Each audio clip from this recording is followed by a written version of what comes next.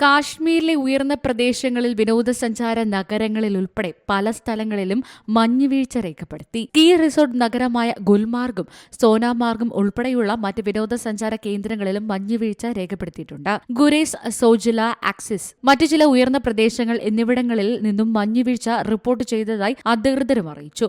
മഞ്ഞുവീഴ്ചയുടെ ഫലമായി ശ്രീനഗറിലെ ഹൈവേ അടച്ചു. നാളെ ഉയർന്ന പ്രദേശങ്ങളിലെ ഒറ്റപ്പെട്ട സ്ഥലങ്ങളിൽ നേരിയ മഴയോ മഞ്ഞോ ഉണ്ടാകുമെന്ന് കാലാവസ്ഥാ നിരീക്ഷണ കേന്ദ്രം അറിയിച്ചു.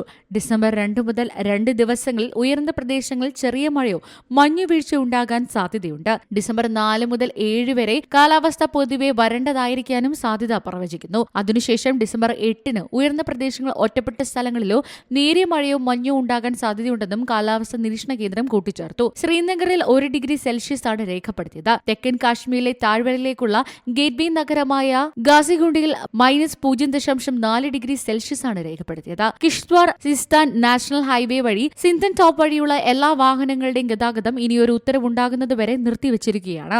കനത്ത മഞ്ഞുവീഴ്ചയാണ് പ്രദേശത്ത്. പ്രതികൂല കാലാവസ്ഥയിൽ സുരക്ഷ ഉറപ്പാക്കാൻ ടൂറിസ്റ്റുകളും യാത്രക്കാരും ട്രാൻസ്പോർട്ട് അഡ്മിനിസ്ട്രേറ്റീവ് ട്രാഫിക് ഉപദേശങ്ങൾ പാലിക്കണമെന്ന് നിർദ്ദേശമുണ്ട്. News desk C Malayalam news. ഏറ്റവും പുതിയ വാർത്തകളും വിശേഷങ്ങളും വിരൽത്തുമ്പിലറിയാൻ സി മലയാളം ന്യൂസ് എല്ലാ ഡിജിറ്റൽ പ്ലാറ്റ്ഫോമുകളിലും ലഭ്യം.